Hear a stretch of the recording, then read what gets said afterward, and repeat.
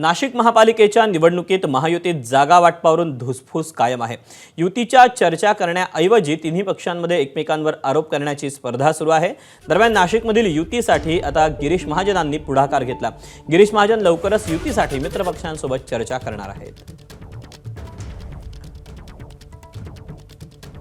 आता जे काय निर्णय घ्यायचा आहे तो प्रदेश भाजपकडून निर्णय येईल, त्यानुसार युती झाली तरी आम्ही लढणार आहे आणि नाही झाली तरी जसं शिवसेनेने सांगितलं की आम्ही 122 जागांवर लढू, त्याप्रमाणे आमची पण 122 जागांवर तयारी आहे।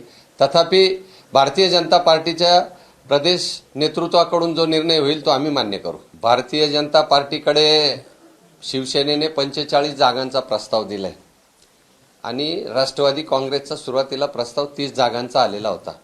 त्यानुसार बोलणी झालेली होती। तो जो अहवाल आहे तो भारतीय जनता पार्टीच्या प्रदेश नेतृत्वाला आम्ही कळवलेला आहे। तर युतीसाठी आम्ही सुद्धा आतुर आहोत, परंतु गेल्या 3-4 दिवसापासून या संदर्भात कुठली ठोस चर्चा आम्हाला जाणवत नाहीये।